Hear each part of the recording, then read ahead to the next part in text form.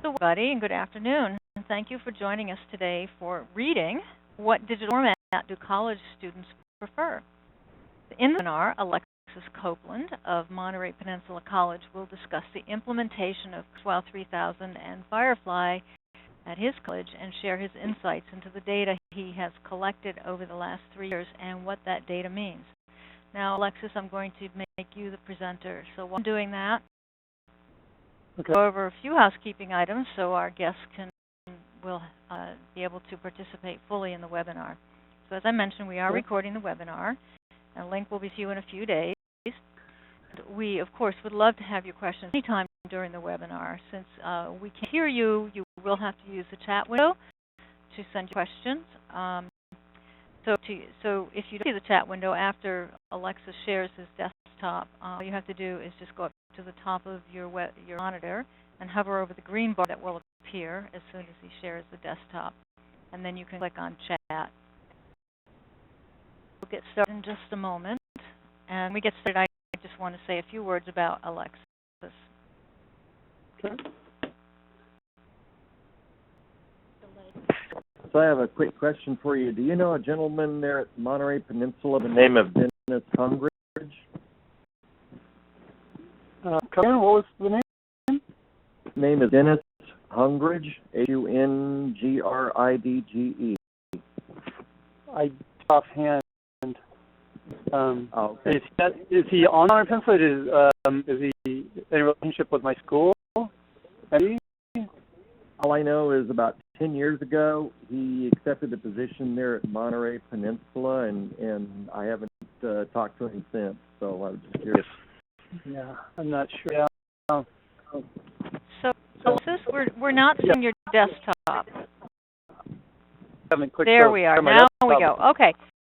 All right. I'll go back over and tell people to go back up to the top of your screen, and you'll be able to see hover over the green bar, and the chat window will appear for you. And so now, okay, can everyone see that? Yes. So now it's my pleasure to introduce Alexis Copeland. He's the Adaptive Technology Specialist at Monterey Peninsula College, and he runs the High Tech Center for the Disabled, and he's done that since 1997.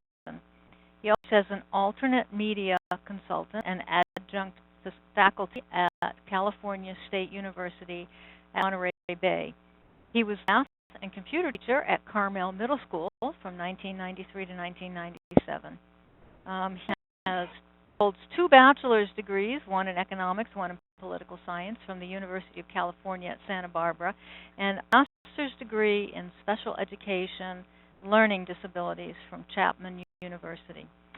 And Alexis is also an avid surfer. He's traveled to 6 continents and over 30 countries in search of the perfect wave. I want to just let you know that on our panel are Cammie Griffith, who is our Inside Regional Sales Executive, and Thomas McMullen, who is a Regional Sales Executive, and they both represent the California region. So, Alexis? Okay, thanks a lot.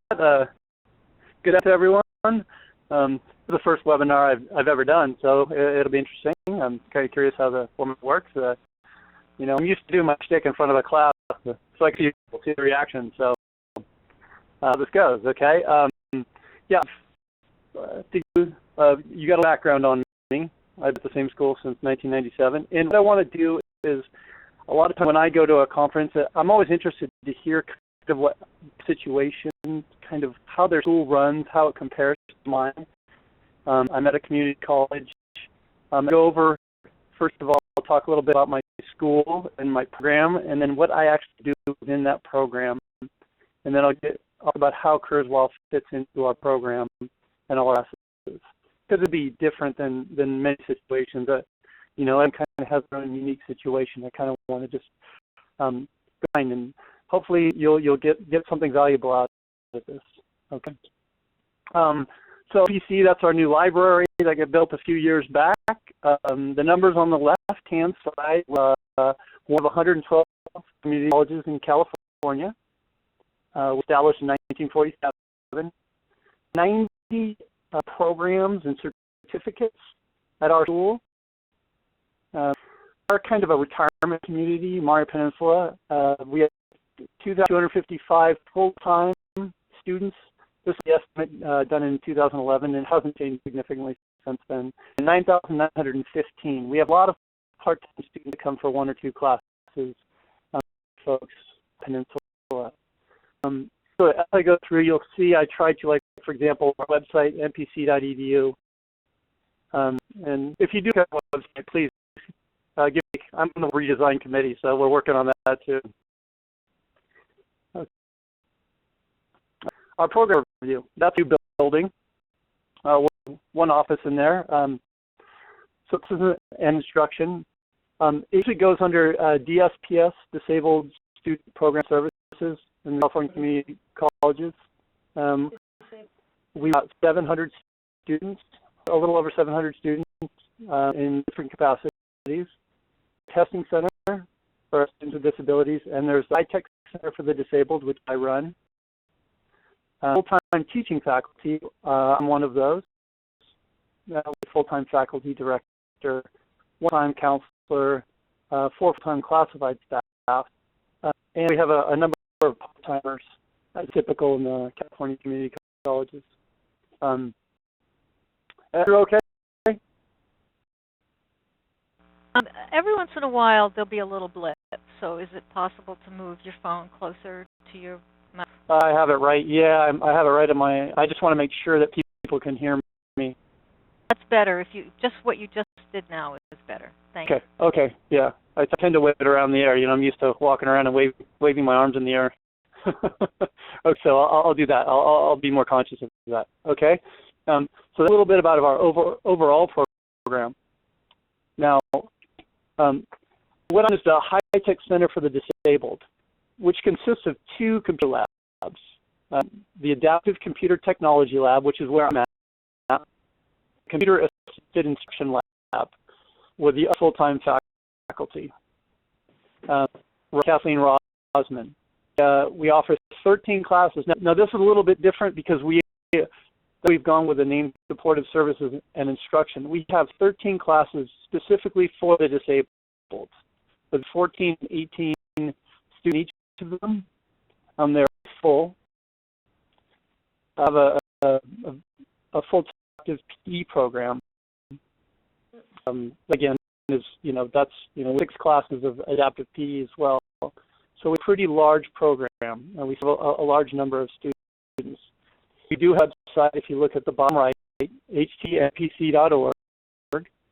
That's something that I put together, and I use that, and I'll discuss that later. I use that as part of our overall program strategy as we're putting into the cloud and trying to help our students become self-advocates. And as our our institutions go more into digital and online learning, we're really trying to help our students get there.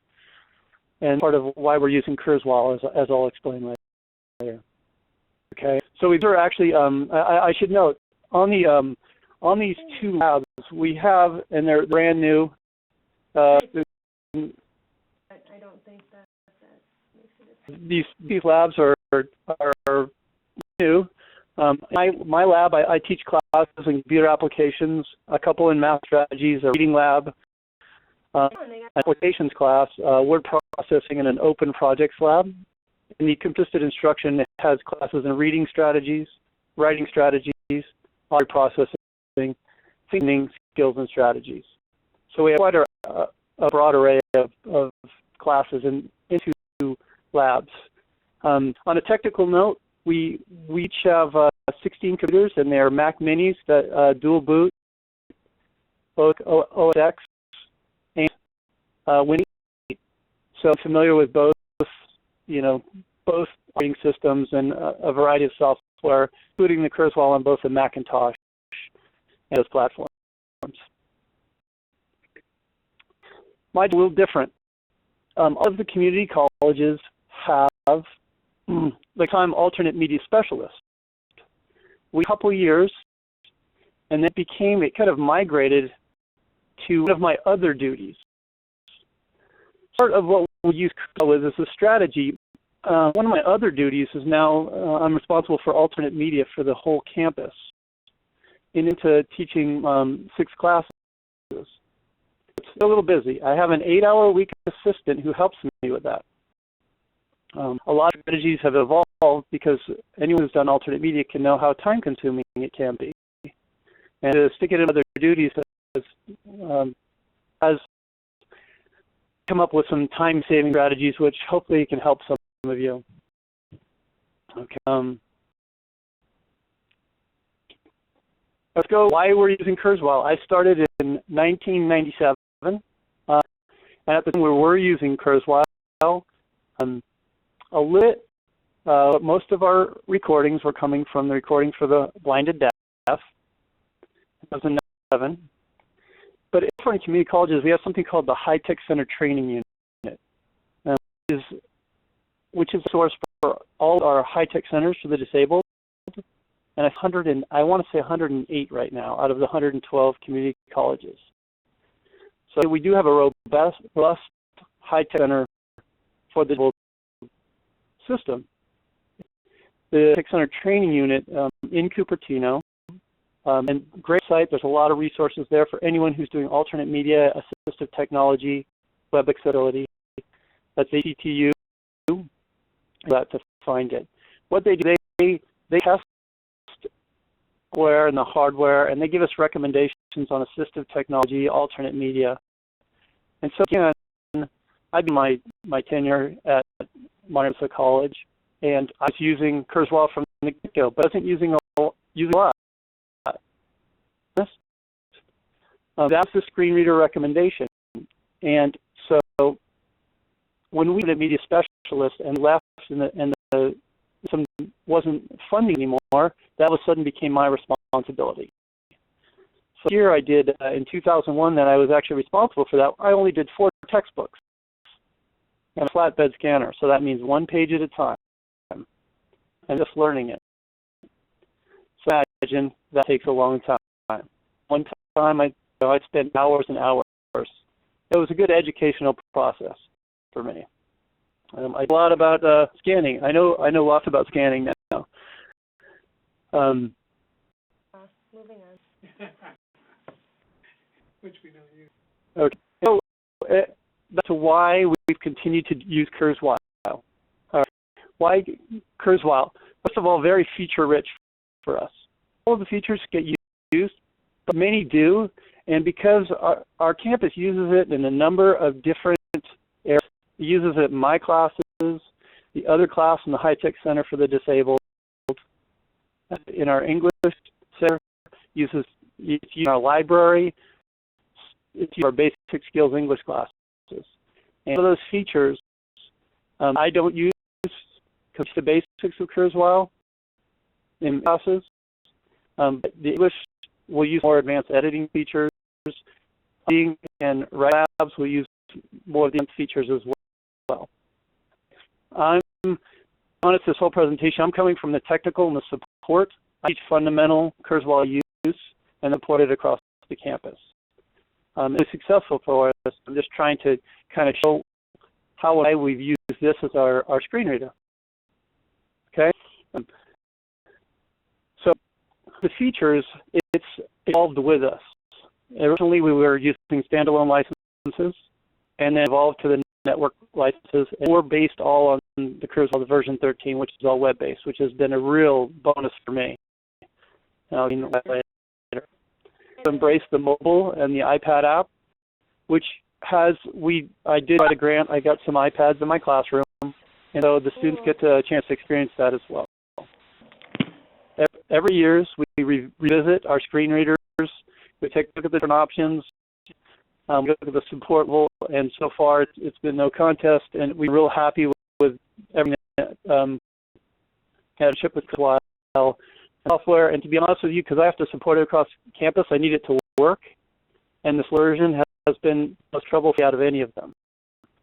Even when you're taking it into the cloud, there are significant technological leaps that it has to make, and it has done that quite nicely for us.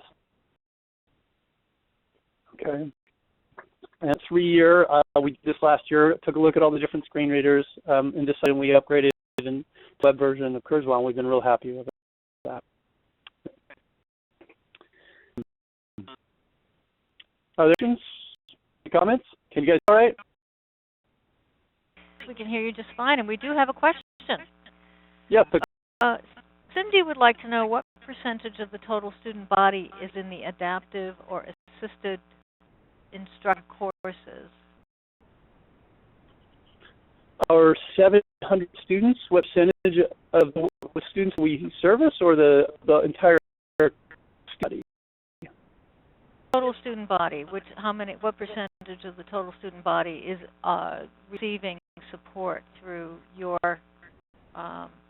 center? I'm going to say it's I'm going to say I don't have those exact statistics. I would estimate around 8% that we see 10%. But report, I mean, they're necessarily going to come through my classes. A lot of students will counsel once. If they qualify for services, they might just use the testing center. We have a large number of students use the testing center for a good time and other accommodations like that. Okay. And you know, I want to say that because I probably see we have 100 to 150 students in my classes every year. The project labs are one of the one of the structured classes. okay. So you have the second part to the question, which was what percentage of the student body at Monterey Peninsula College use Kurzweil 3000 if they're outside of your center? Inside of my center. Outside, what percentage of the student body outside of your center? Well, I've given out about 220 licenses. It's used a bunch of our basic skills classes. So now, for example, there are 220 licenses. You take away about a dozen teachers, so roughly a little over 200 licenses that are out now. We give each, for our mainstream classes, all our classes in the high-tech center, students automatically, they get a Kurzweil license. They get access to the technology. And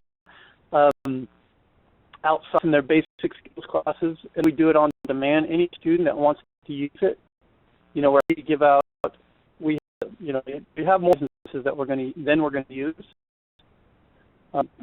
And we've just done that just to make it open, and it's really gratifying because like our English department has really kind of bought into it and using it quite a bit more as they've discovered how powerful it can be. Okay. I wish I could give you a percentage though. I mean, 200 of, we have 200 full time and about 9,900. I'd say probably 2/3 of our students are full time and a third part time. Question? Yes, and Irene would like to know if the students have to have a diagnosed disability in order to enroll, in order to use the services of your center. Anyone can enroll in our classes. It's a California community college as long as you meet the prerequisites, of which we have none. For our particular classes, I do have students that come in without a kind of diagnosis, without being tested. They do take classes. For example, I have a big box right now of senior citizens because we do a lot of senior citizens in our community, and they come in. And we'll show how to use, for example, I have a student with carpal tunnel. We'll show them how to use voice recognition, or a senior with low vision. We'll help them with that. To give them access to Kurzweil at that time as well. So the answer would be no. They do not have to take advantage of our classes.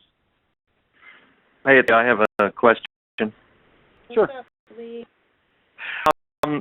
Okay, we just implemented the web version of 13 here on Merritt campus with last year. And what we'd like to do is to incorporate all this into the general application as well. We're basically using it right now for the students who do verified disability, but our director wants to branch out. So the question I have is, has anyone approached this as get into the general population? We have a letter that we do send out to the publisher stating that we have a student who is not disabled that wants to use Firefly, that they don't, do any copyright infringement and things like that. A student actually signs a letter stating that no, we won't give this out, no, we won't do this, no, we won't do that. So I guess my question is, has anyone implemented this as far as not having disabled students use it, but also the general population? No. Yeah, well, and that's what one of the things I was going to talk about is that there was a program that we had a basic skills grant, and there's Smartxt. It's started by Laney College, and it's smartxt.com, and it integrated into six skills English classes, and something that we've had ongoing. And now the program ended, but the English teachers are continuing to use it on campus. Okay. In four or five classes. And the interesting thing is because relationships across campus with the lab assistants, we've installed it basically across campus, and so it does get used by students. Kind of the build it and they will come model. Making it available across campus has proved really successful for us as far as having other students use it. Now, part of the copyright issue, under the Smartxt program, U.S. teachers would, we 10%, 10% of any text, to be able to educate students on how to use it. Okay. And so we'd use 10% of any text to introduce it. Because Kurzweil can be used, in ways you can have someone sign up for a bookshare account. They have a qualifying disability and they qualify for it. They can use Project Gutenberg, and all of that is incorporated within Kurzweil. Any of the classes out of copyright, you can use the web version to read it on the web. It's just a powerful tool. And a lot of it is, students are starting to see it's been seeded throughout the K-12 too. Starting to get students come in. A lot of years it's been kind of fun. We're getting a lot of students come in that are familiar with it. Right. School districts. So. I do know that there are publishers that are starting to get into like an e-text type program, Pearson being one, where they have their own computer program similar to Kurzweil. Have you heard anything about that and how it works? Our students now are still, part of that is having a couple of things like that. It's very limited. It's more, what I mean is not even as advanced as the firefly with Kurzweil. Mm-hmm. It doesn't have the features. It's their attempt to bridge that, and you can see why, because more of my students are coming in and renting, and we've in the alternative community we bat that one around. I mean, how do you go about with rentals, and how do you not violate copyright with a tech rental that you need to chop and scan or whatever. There's a million different scenarios. Something that we do to look at. I mean, the thing about the copyright is that I've never experienced anything with a student trying loan out, or I think a lot of the publishers' concerns are a little blown. Of course, I'm a teacher. I'm always going to fall on the side of the student as well, too. So I got to be right. I got to be honest about that as well. But we do have sometimes a lot of students come in. We heard you have this book, and I have to say no. You have to buy it and show it to me. Show me a receipt before I can have it. Yeah. Excuse me, if I could just interrupt just for a moment. This is Sure. Debbie. Would it be possible for me to get you two in touch with each other, and you could possibly speak about this issue personally? Would that help? Yeah, I'm sorry. No, that's okay. We just have a limited amount of time for the webinar, and I sorry about that. keep moving. So that's quite, they're all good that's questions, quite though. all right. But I am going to get you both in touch with each other, and then you can carry this conversation on Sounds all good. the time. I'm And if moving I through and if I could also just say one thing, Karen did ask a couple of questions about some functionality in Kurzweil and in Firefly in the iPad app. Sure. And Karen, this, as I wrote to you, this webinar is not covering functionality, but I will have somebody get in touch with you, and they will give you a one-on-one webinar about the functionality so that you can learn more about it. Okay. Good. Let me keep going, Leah. Hopefully, some of this will come up as your questions will come up in the course of me going through this. And so, how we use Kurzweil for Firefly right now? So there's basically three parts. We use it in alternate media, we use it in my classes, and we use it in our mainstream classes. And how it pull at the end, how it relates to our getting everything into the cloud. Oh, the graphic. Okay, so how it works at our school. The process for alternate media. I'll go through our alternate media process. Counselor, I'll get through counselor and testing, and they get an accommodation, and they come to me. Oh, that was out of place, but I'm the adaptive technology specialist. Come to me with I recommend green reader, whatever I think work best for their particular situation. Now, library, ATPC, Bookshare, Chop and Scan, those are to deliver alternate media to our students. We have a library, which is basically it's the books that we've used over the years. We keep all those PDF, Kurzweil, in MP3 if conversion was needed. We have about almost 1,000 books in our personal library. The ATPC, which is California Community Colleges, was the alternate text production center, which is down in Baylor or Oxnard now. I think we just moved, but what's Camarillo. Camarillo, yeah, right next door. But request books from them. So, and there's also the option of Bookshare, and I also encourage our students to use Bookshare. And if you haven't used it, Bookshare.org is a great resource. So it's to get individual memberships as well. And this option is to chop and scan a book. And to be honest, we've gone from daily having to chop and scan almost 100% of our books to down to 15 or 20, just because our library and the ATPC services have gotten to a high level. Yeah, keep going. Yes. Okay, checking some beeps. I wasn't sure. You never know with yourself. So conversion, and that's where I'll talk to how we use Kurzweil and our conversion process, and then our delivery. I know the delivery. That's where those going from the library, the conversion delivery. That's where it takes up all of my time getting that back to the students, and then on the bottom left, you see training, installation, continuing support. It's always an issue. And other ways that we have addressed it here at MPC. So, alternate conversion. We get things in PDF almost always. Now, that's become the de facto standard, which is great for us. The first we run it through Kurzweil and make sure that we have any files.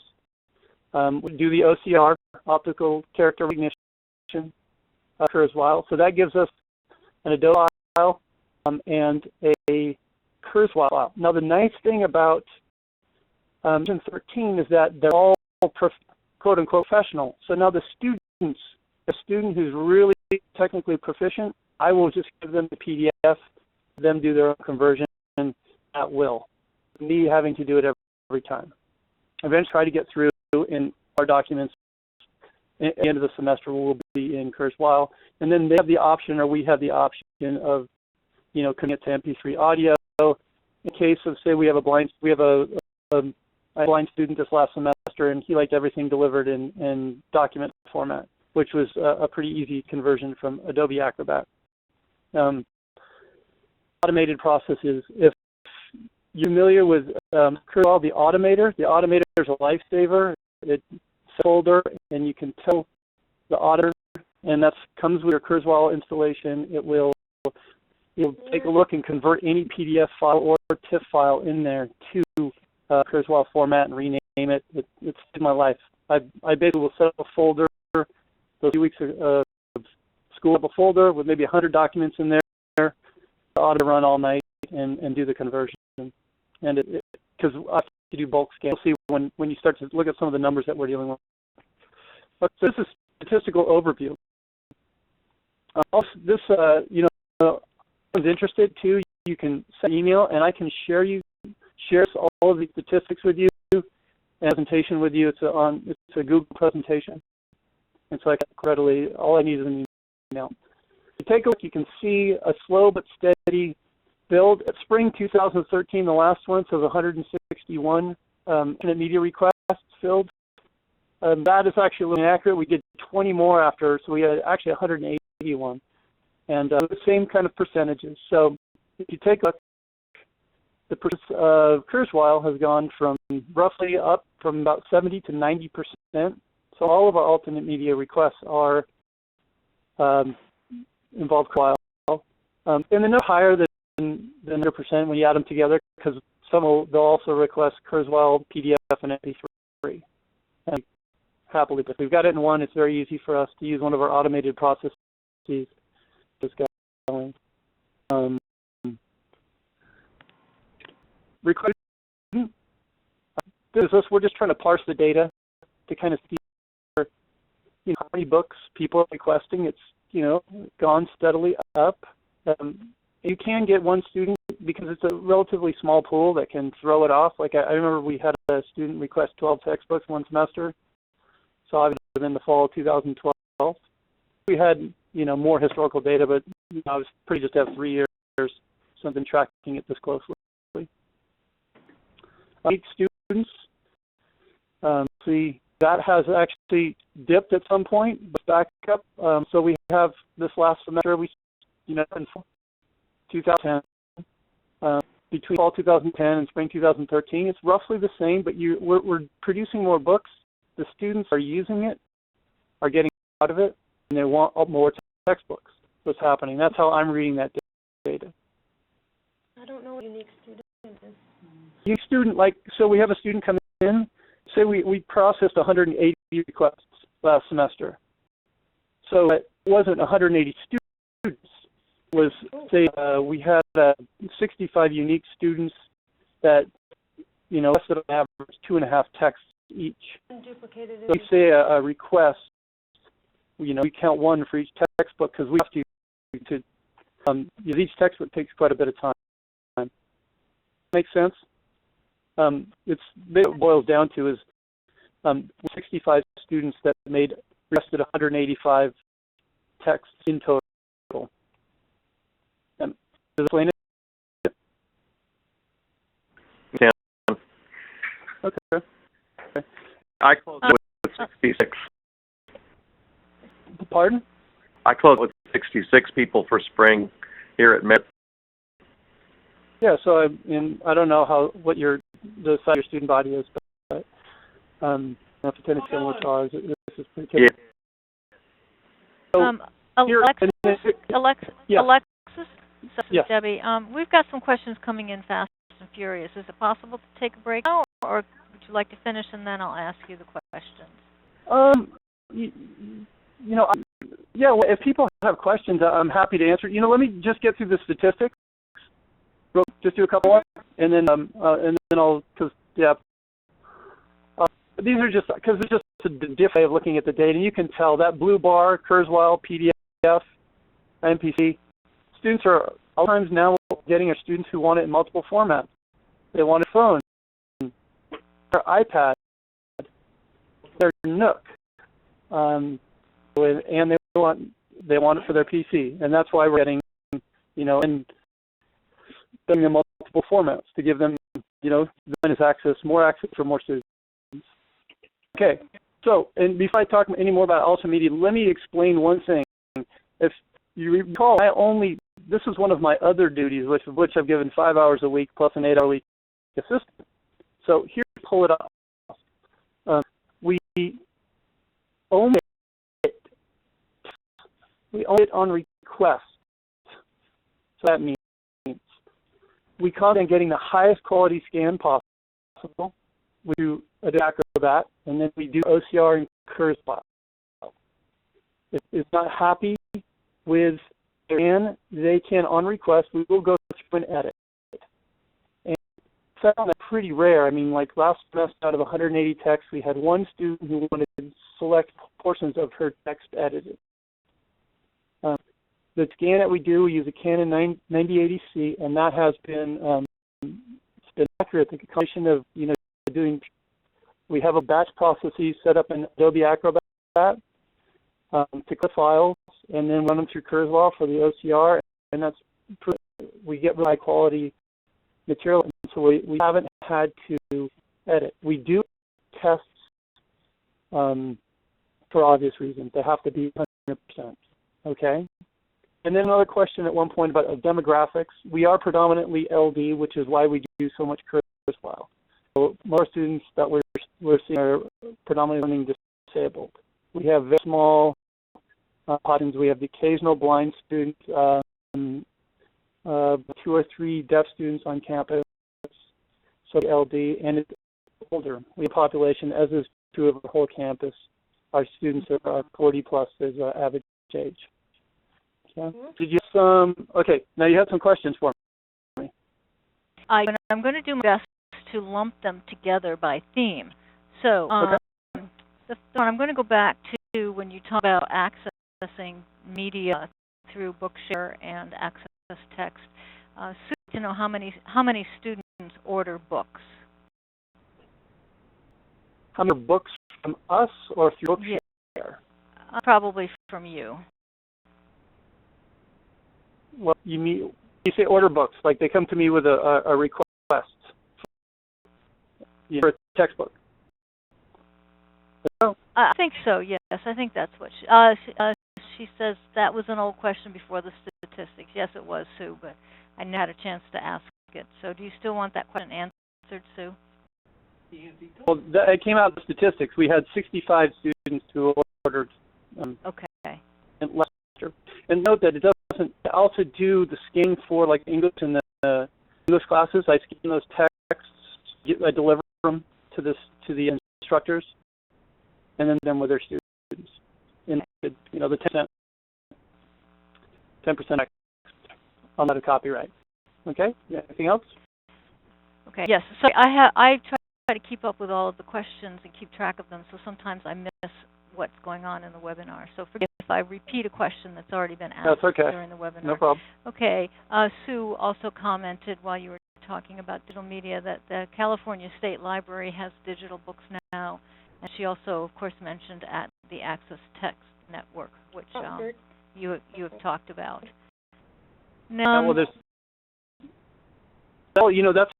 it's incorporated like the ATPC. When you do a search now for a book on the California Community College, it also at the same time will search Google, and it will search the Access Text Network. So you can't find it in one place; you get it in another.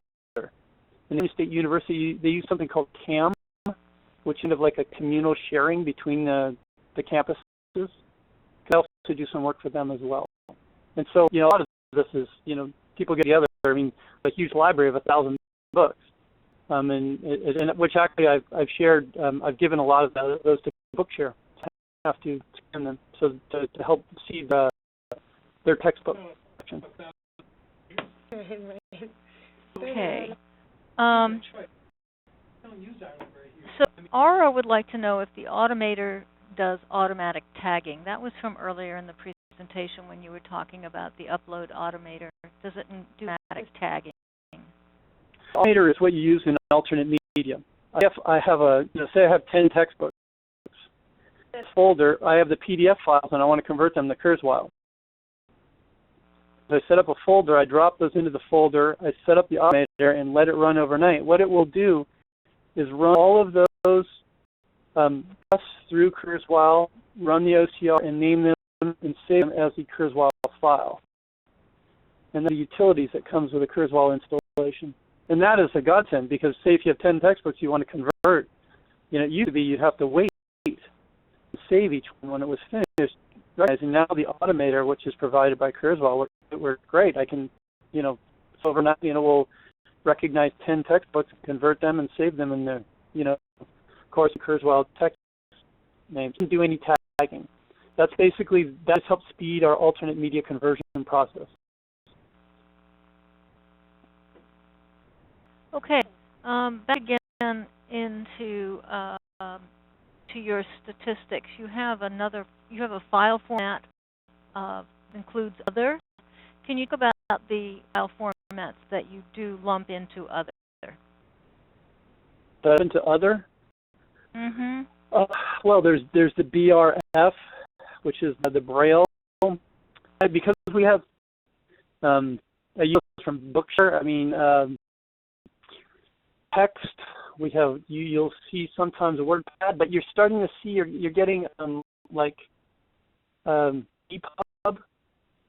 All of the digital files are used by, like, say, the Kindle and the Nook, and those case by case basis, because you see so many different file formats.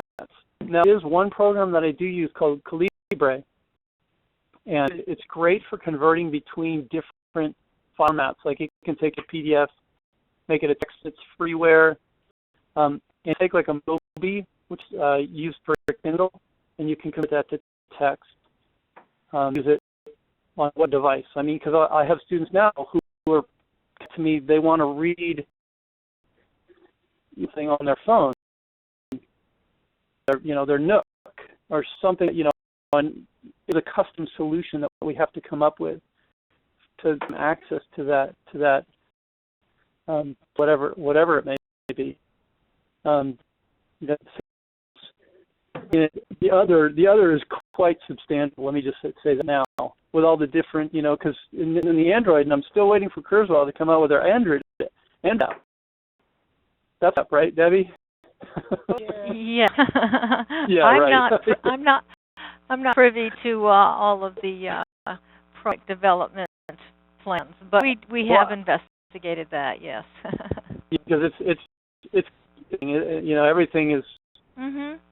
What you're looking for is kind of universal access across all these different platforms, and that's Kurzweil's done a good job of it, and that's kind of the logical next step of this web-based and kind of the cloud strategy. Okay. I just want to make a comment. I think we should get moving, but I just want to say quickly, Alan and Letitia, I know you asked some questions about Kurzweil, and I will answer those as we wrap up the webinar. I have not forgotten about you. Just one quick question towards the beginning of your presentation about your services. Is there an extra charge for the student for your services? No, not at all. In fact, we provide, community service. I sometimes, what you don't even see in here is kind of the work I do. I just do it kind of on that for the local high schools too. Give them, with their Kurzweil files, or we have a really high-speed scanner. I do scanning for other schools, and they need it for, special ed students, and no charge. Okay. And we have some questions coming in about the automator. I realize that there are a lot of questions about that. I think what I will do. Well, you know what? I'm going to do I'll do a little Q&A right at the end. And, at the end. Yeah. So let's keep moving because I'd like to let you finish your presentation. And okay. Those of you who have asked questions, if we're not able to get to your questions for various reasons, we answer them personally after the webinar. We're going to do it. But okay. I'd like to keep Alexis moving so we stay within the hour that we scheduled. So ahead, Alexis. Okay. So then we're just talking about LNSK classes. I teach a computer applications class. So we there's a while from the basic to more advanced, and of an introduction. All of our other classes we give at least one of introductory on Kurzweil Firefly. Now that's the one thing Firefly, and I'll kind of go over because I'm not sure a lot of people are kind of the infrastructure and how it all works. with version 13. I'll talk about that. We use Firefly, which is which access the same files to the universal library that Kurzweil uses. It's a way to introduce students to the business screen reading. Okay, lab, all the reading and writing labs. So all classes basically give our students an introduction. And we also have programmed. We do a little hour Kurzweil introductory training session for any students that aren't in our classes. Students can study that individually. What I was talking about, Firefly is a teaching tool.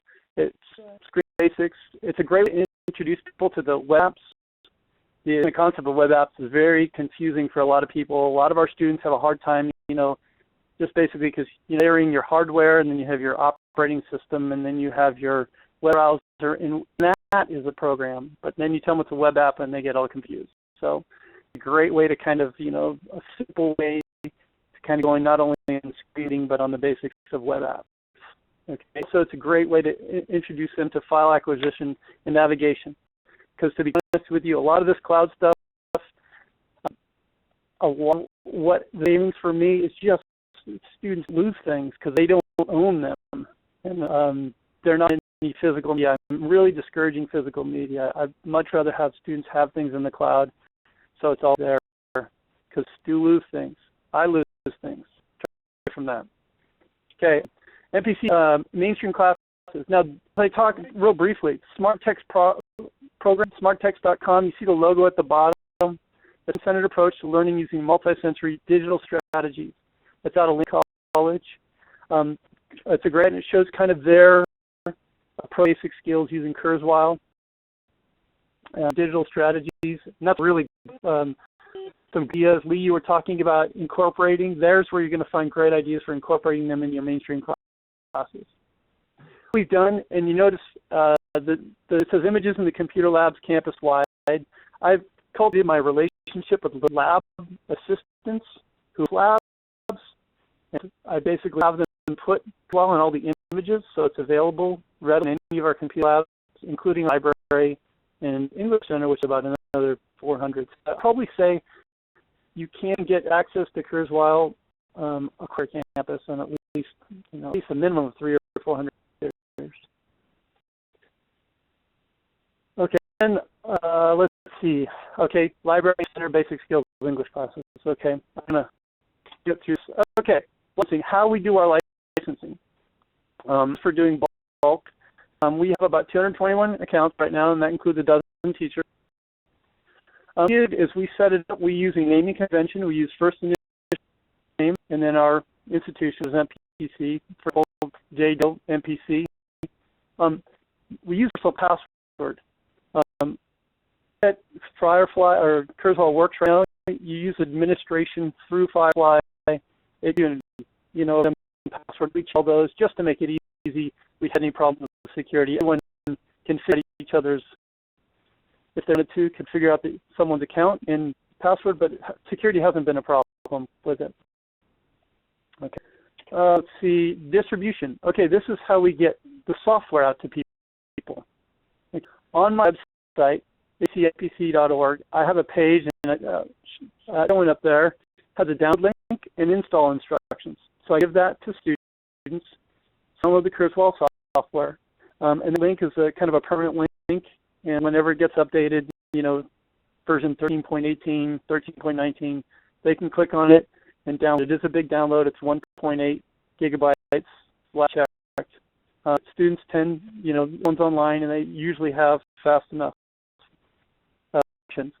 About their software. If they can't download it, I will give it to their, USB for them, and an open lab where I allow students to come in. It's about 6 hours a week, and we'll install Kurzweil on their laptop and help them get going on that as well. Okay, now there's distribution of Kurzweil and Firefly files, which is very different. Okay, they need the files, the files. So there's another place to do now, which is the Kurzweil library. You can save to the Kurzweil Universal Library which can access it through Firefly. They can access it through the iPad app, or they can access it through on their PC, Mac, whatever they might have. So they always have access to it, which is kind of the idea, just giving them more access to it. I can also, we use Dropbox as well, or we old sneakernet the USB, the flash drive if they need. Now one thing I want to say about the Kurzweil Universal Library, we've learned that you can't have the file size be too big. We've got good at optimizing our files in Acrobat, making smaller. One for after there, it works better when they're downloading anything across the internet. If you put up a 200 meg file, Firefly or Kurzweil will choke on it usually most of the time. We've gotten better at optimizing our files. Okay, now I think this is one of the last slides. Okay, Firefly is part of a long-term strategy. I don't have time to do any of these things. I've got to get students their materials as quickly and possible. The class is a real bonus.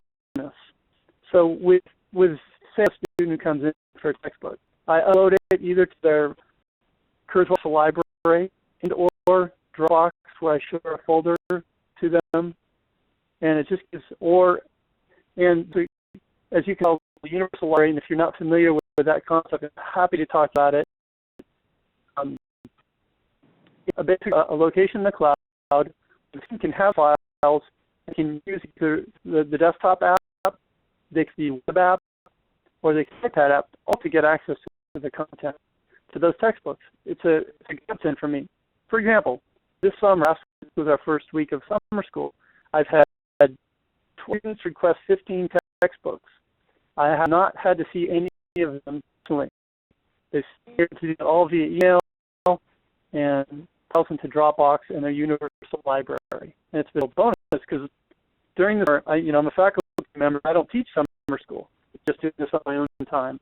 But I still have to provide those accommodations. Being able to do it makes my job a lot easier. Okay, and someone asked me about Kurzweil for personal use.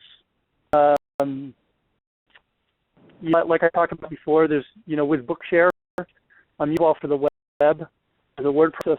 There's a lot of applications there. Integration with pre-existing licenses, I can't really speak to it that well because we started with a few standalones and then moved to the network. With this web version, and as you can tell, all of this is, it's up in the cloud. And I've really pushed to go towards the cloud just because of the matter of convenience and access for the students. I do consulting at our local California State University.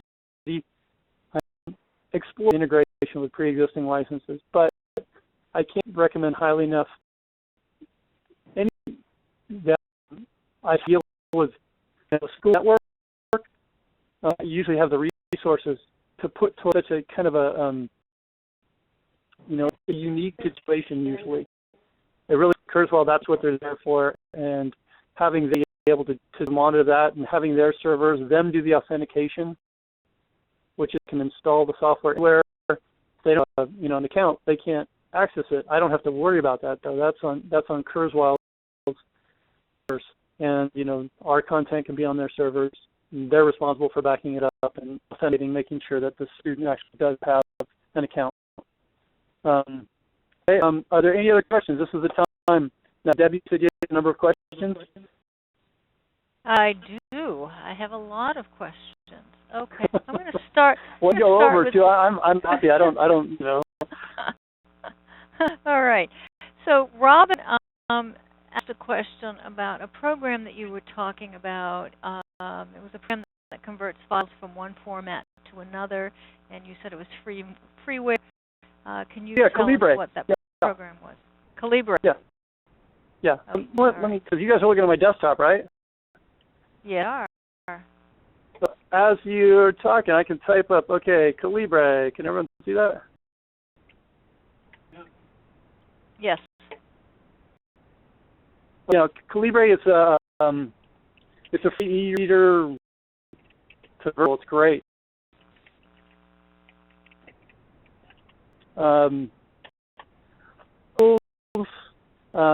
One thing that other tools that we have used, I don't know how many people use, like for what we have done is we set up a bunch of screencasts.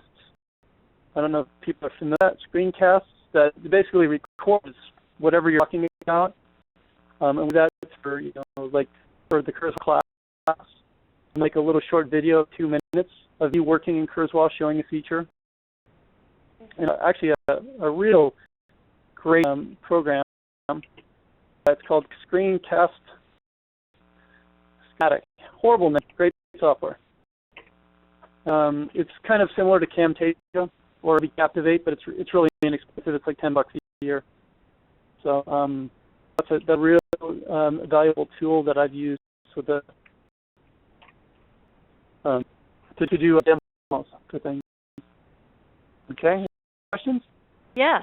I say with all enthusiasm. Okay, a quick question, again, back from the beginning of the webinar. When you do MP3 file, when you're providing MP3 files, do you make MP3 file, or do you have the student do that? Do you instruct them how to do that, and then have them make it depends on the technical level of the students. Most of the time, we make them ourselves. We use a program called TextCloud, which is through AT&T, and it's inexpensive. I think it's like $40, but it does batch conversions. With all of these, because of the amount of conversions we're doing on batch processes, TextCloud, you set up a folder, dump a bunch of files in there, and then you run TextCloud on them, and it will convert them all to MP3 under whatever parameters you put them. All right, fun with providing the content for the students. Sue would like to know if you follow through to see how well the book reads in Kurzweil. She said she edits almost every page of each book because she finds a lot of OCR errors. He's right, too. What we do is, a lot of times, because they're in my class, if they're in my classes or students come back to me, we don't. What we do, you mean as far as fall through? Well, we really don't have the time. Yep. My question relates to the quality of the scan. The scan. The quality of the scan, what we have learned, there are some simple things that you can do. A lot of it depends on your scanner and sort of the clear scan. The thing that we have learned to do is the Adobe Acrobat. A lot of we get PDFs. We found that what the students complain about a lot is if the English marks, we have used the Acrobat, and we crop all of that on our PDF files. We have automated processes to crop everything, the content in there, and we optimize.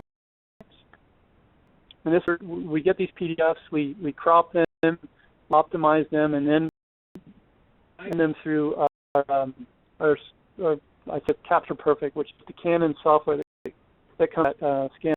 Really helped to make all scans much better, and the OCR accuracy gets much better that way. Also, what we've discovered is it's a high-speed scanner, but you don't want it to be too high speed. We will up the DPI to scanner down to improve the scan. So, we have a 500-page textbook that we're scanning. We're just doing it in black and white.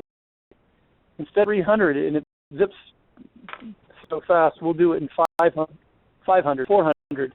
It slows it to get a higher quality scan. I think a lot of OCR comes back to the quality scan, and that's at least an hour. And also, a lot of it is we rely on the students come at us we don't really get we get a few. As I was saying earlier, we only get a few people, and that's what I tell students. Okay.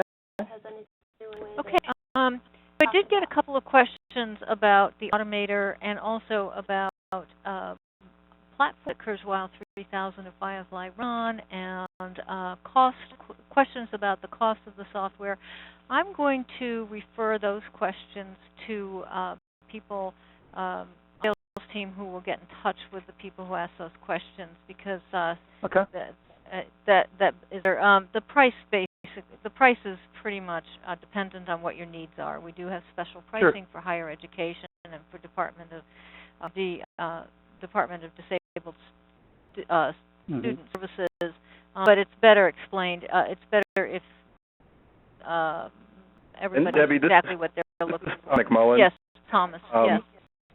I personally and privately tried to answer those questions, in the chat room to the individual participants of those particular questions. So, okay. In your chat, in the chat screen, on your chat screen, there should be some answers to your questions there. Okay, thank you, Thomas. I was going to ask if you could do so. I'm just going to finish wrapping up. We do have a couple of more questions. One, Irene, she is in Canada. She did ask about, I'm not sure what she's referring to. Can Canadians access the resources in your library? Irene, are you referring to the California State Library or to what library? Pre-existing textbook library? Perhaps, I'm not sure. No, I don't know what Eileen was referring to. If you didn't know. Irene, if you could elaborate on that through the chat window, that would be great. In the meantime, we'll move on to another question. Okay.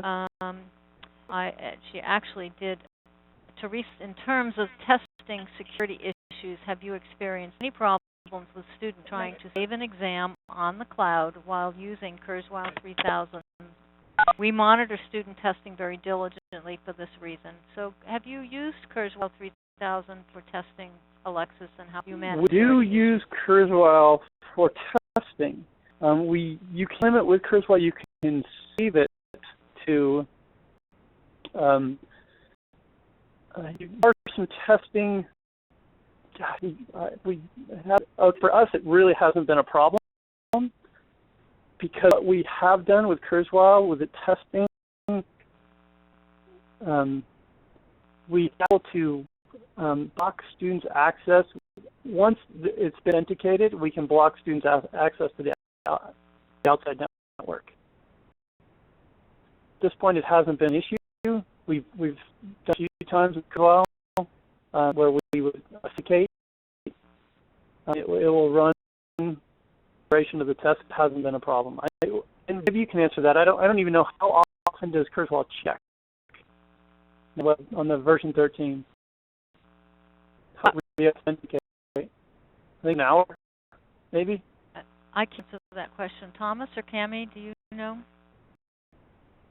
It's a technical question. I'm not familiar with how often it authenticates at all. I'm sorry.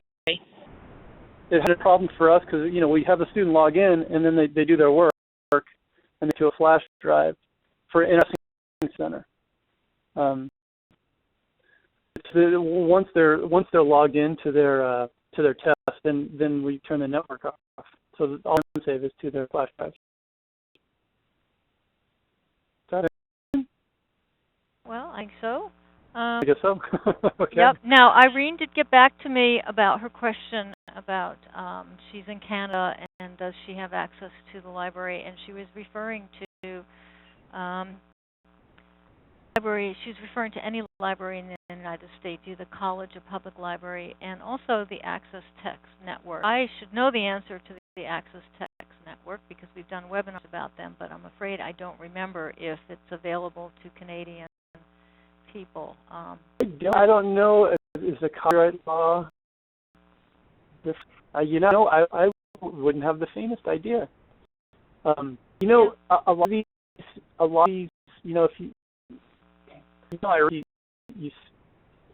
if you out to people, that's the thing. You don't have access. If you can't find a textbook, if you reach out to someone, that's awful. You're always going to fall. Yeah, I'm like, 100% to be like, okay, sure, you need something for a student to help you out with that. I'm not sure, the publisher might not agree with me, but